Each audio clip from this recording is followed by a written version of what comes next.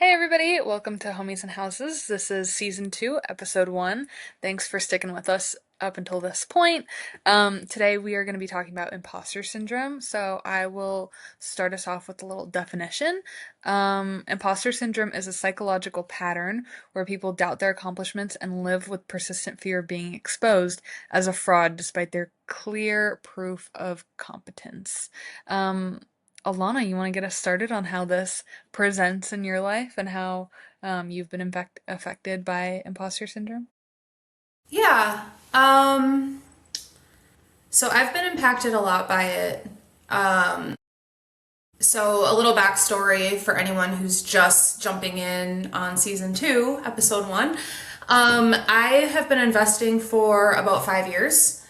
Um, and when I started, I had a very hard time like telling people that I invested in real estate to start. Um, I always felt like because it was something that my former brother-in-law did, that maybe it would be like I was copying him, that I wasn't the real deal, that I was starting later in life. Later in life. I was 28, but like there are people that I knew that were like investing when they were like 21, 22. And so I'm like, am I just trying to be something that I'm not? Because if I was that thing, then I would have already been doing that. Um, and so I struggled with it quite a bit at the beginning. I would advertise like that I had an Airbnb and stuff like that, but when it came to like, oh, so you're a real estate investor, I was like, well, I don't know, you know? Um, Even though I wanted to be. I was like, that's the dream, like that's the goal, but how many doors do I need in order to be the real estate investor? Like, I don't know, like how many years experience do I need? Like how many calls do I need to make to a contractor? Does a contractor need to know my name or save my number in order for me to like make it? And I had a lot of thoughts like that where I was scared that people would like, I don't know, like find out that that I had all the self doubt, I guess. And so it took a long time for me to like start saying like I'm a real estate investor, like this is what I do for a living. Um, and I think it was most evident, like at the time I wasn't like, oh, I have imposter syndrome. It was just something that I felt. But then when I bought my commercial building and people would come and like look at it to rent an office space, we would talk on the phone, we would meet, and almost every single person was like, "Oh my gosh, you're so young. Like this is yours," or like, you know what I mean? Mm-hmm. Um, and then also like if Sean or a guy was helping me with anything, people would come over and just like immediately like talk to them, like assuming that it was theirs, and that did not help my imposter syndrome at all because I felt like clearly they don't think I'm like capable of this, you know. Um, so yeah, it's been kind of like a battle, but we'll also talk about how to kind of combat those thoughts. But what's your experience with it? Um, well, I was 24 when I bought my first investment property. So I think and I put a lot of emphasis on it because I felt like 24. I remember talking to my financial advisor and being like, I just don't know how like they're letting me buy a house. I feel like a child. Like how, all this. And she was like, okay, but you can be young and capable at the same time. Like you don't have to, like just because you're 24 doesn't mean that you shouldn't be allowed to. It's not like you're 14 and you're looking into buying a house, you know? Um so for me it was like I think it was very much based, yeah, like kind of what you said on like your age and like, oh, other people started earlier and I'm just starting now and whatever. But like a huge part of that is self-doubt. And I had sat on the Bigger Pockets forums for hours, like reading and scrolling and looking at what other people had done wrong and what the what the more experienced investors had to say about it when people were asking questions and like looking through Zillow and um, all these other like my realtor used One Home, so I'd go back and forth between Zillow and One Home and see what Zillow had to say about it versus what One Home had to say about it, and looking at the rent income and all these things. And so I had done my research, and then I still felt like um, I don't know how to do this. I'm not prepared, but no one's ever really prepared until they do something. Like you have to do it to feel prepared for it, I think. You can only do so much preparation, but the biggest part is like taking that step and overcoming the imposter syndrome. Yeah.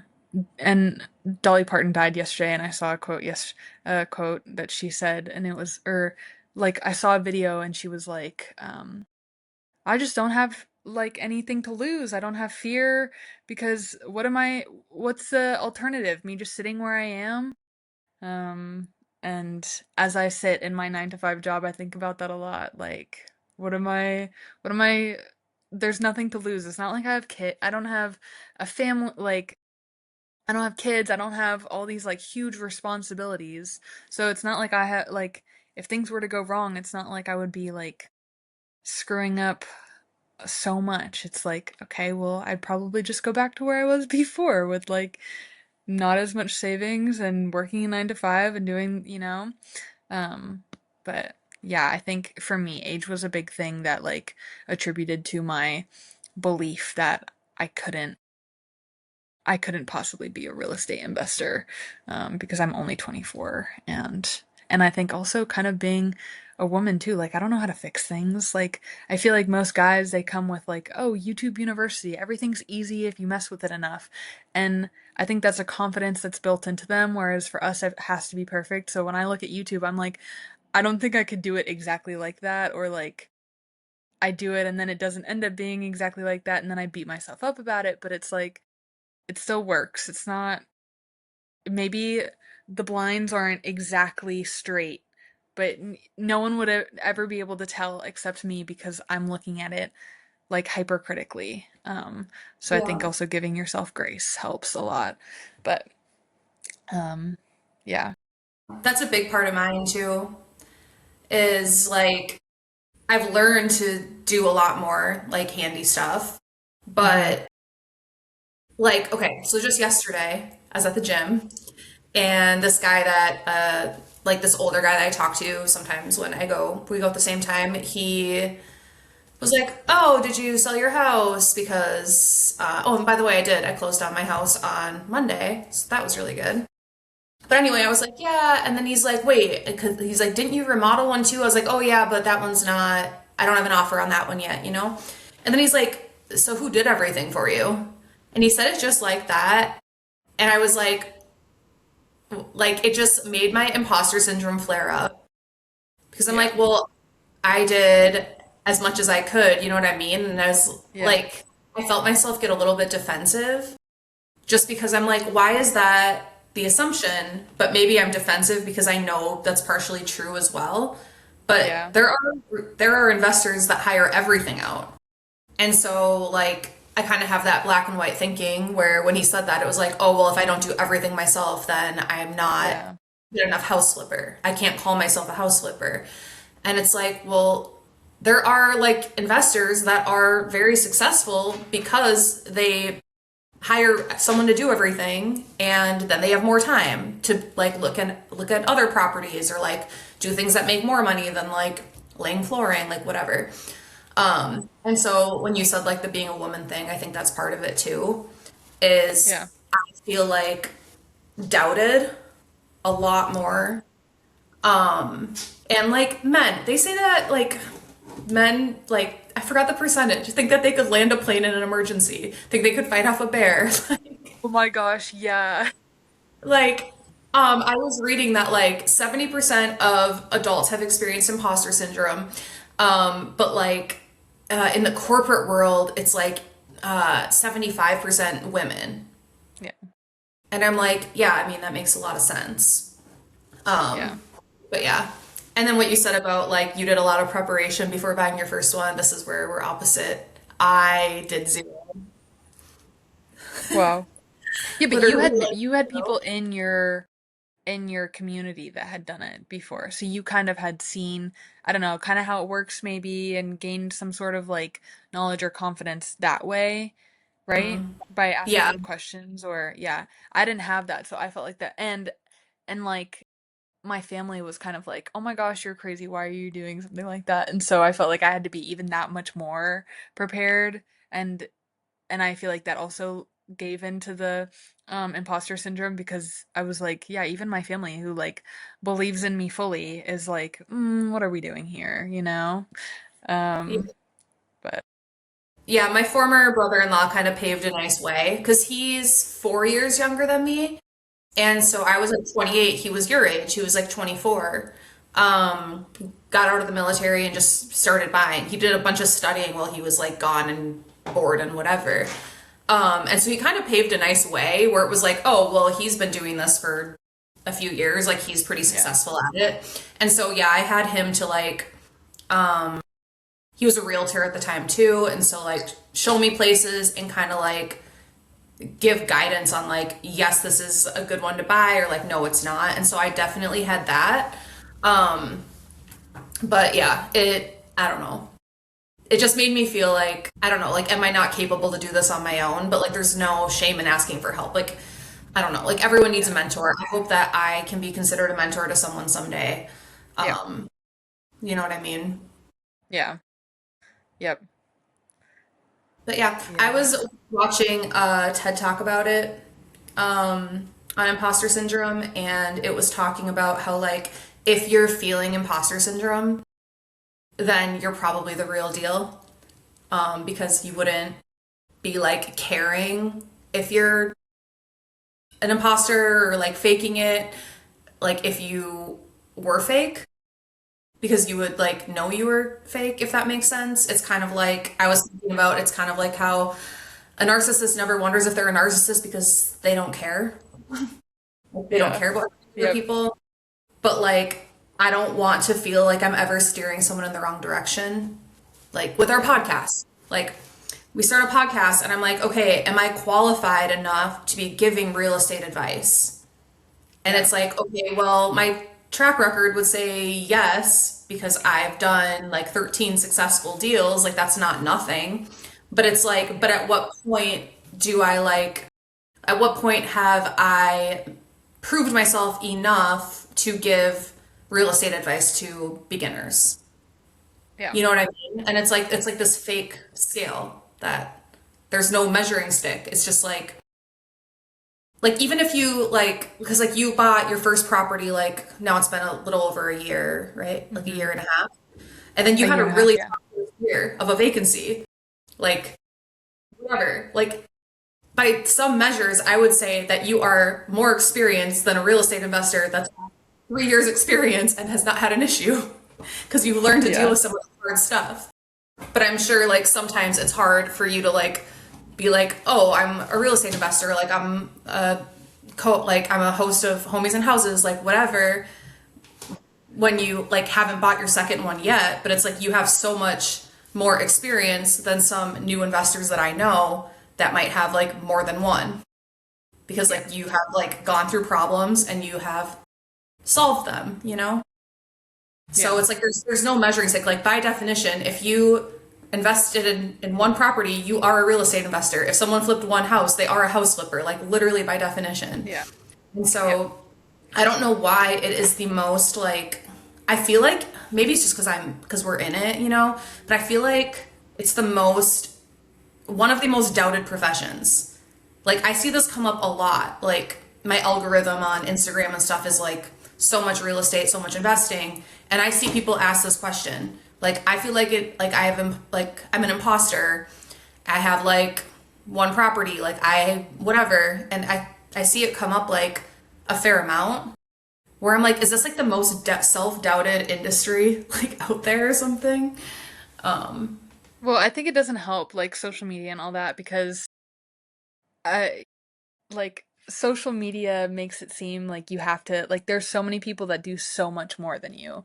So how could you consider yourself a real estate investor if you have two properties when there's so many people out there doing, and also with the whole social media where people are like advertising like get rich quick, like there this is my method, and like some people invest in, some people do wholesaling and some people do this and that, but the way it's advertised I think also like makes it more doubted because it's like, oh, you're just one of those people advertising like some get rich quick or some, like when we talk about retiring early, it's like I feel like a lot of people on social media are like, follow my guide and or buy my guide and you'll retire in 5 years, or things like that. And so it does, like I feel like, impact um your sense of like how much you've accomplished and how much it means to you, and like you doubt yourself based off of what you see on media and things like that too.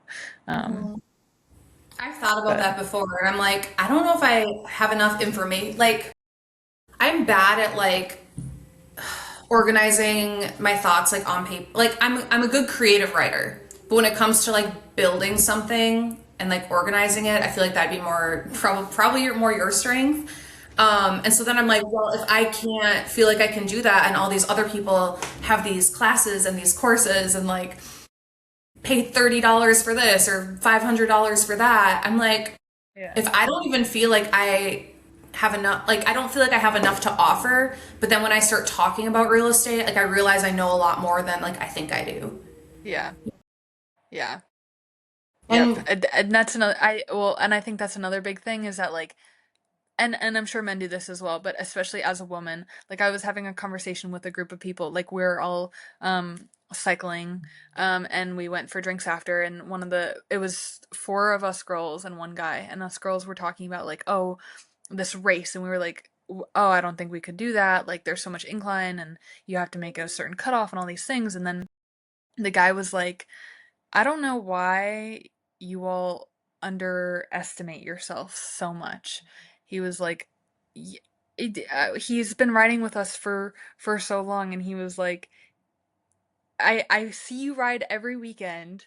Like you could definitely do that. And all four of us were like talking about how we didn't think that we could do it. So I think that there's also that like I guess if you can't do it perfectly, then you can't do it at all kind of Mhm. mentality.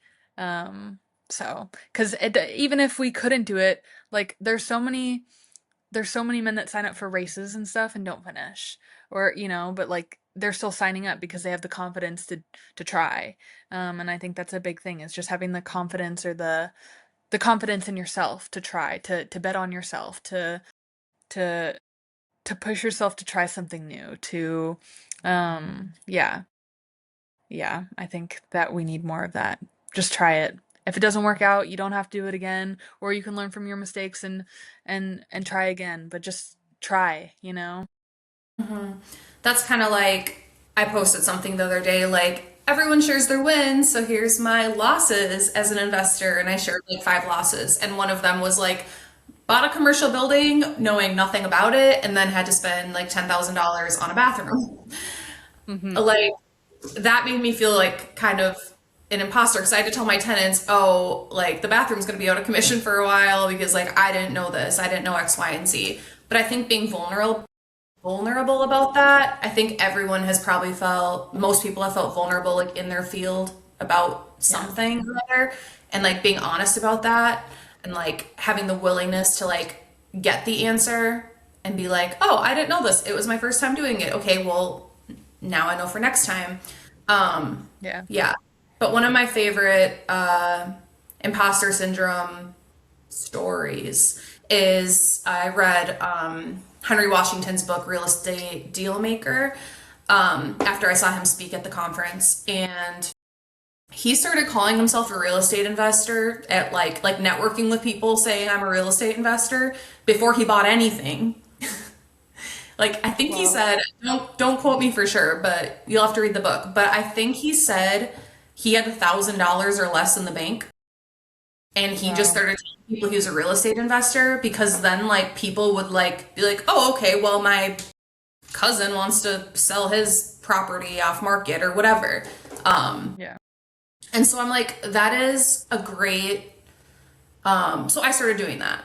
So I started just being like, okay, even when I worked still at the W-2 I just left, the last 6 months, 6, 7, 8 months, I don't know, something like that. When people asked like what I did for work, like when I was like bartending or something, like, oh, what do you do full time? I said I'm a real estate investor. Like I literally just stopped Nice. saying I worked for the Yeah. organization I worked for. And look, then I quit. It's like saying it Speaking it like into existence. yeah, speaking into existence, like the power of life and death is in the tongue. Like, so saying that, and then I would go to a networking meeting every single week and talk about the organization I was part of. And my membership was up in May, and I'd been in the group for like 10 years. I did not renew, even though I didn't quit till August. Because I'm like, if I'm coming here every week and like promoting this organization, like that doesn't align with my goals. Like that doesn't align with like what I want. And so, yeah, I started telling everyone I was a real estate investor because it's true. I didn't need to say that I also work for this other organization. I mean, unless they dug and asked, like, I don't care. But, like, I think just saying it builds the confidence in yourself Yeah. too Yeah. that you need.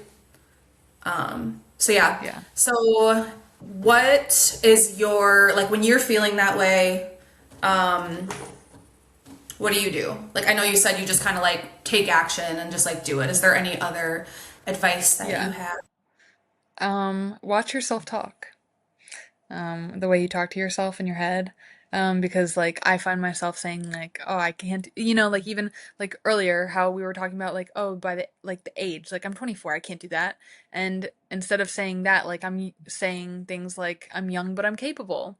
And just like reframing the negative like imposter syndrome thoughts, I guess, is really helpful for me. So just like trying to be really conscious of how you talk to yourself in your head.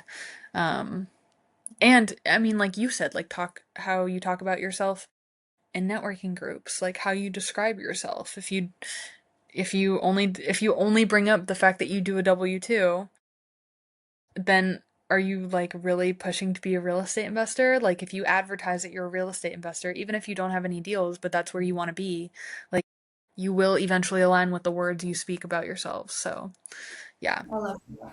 I What would about you? challenge everybody to, if you don't have a property yet or you have one, or like what if you have 10 and you still feel like an imposter, I would challenge everyone listening to tell somebody, make conversation with somebody, ask them what they do for a living. They're naturally going to ask you back, and tell them that you're a real estate investor, That's a and good one. watch like your mentality change.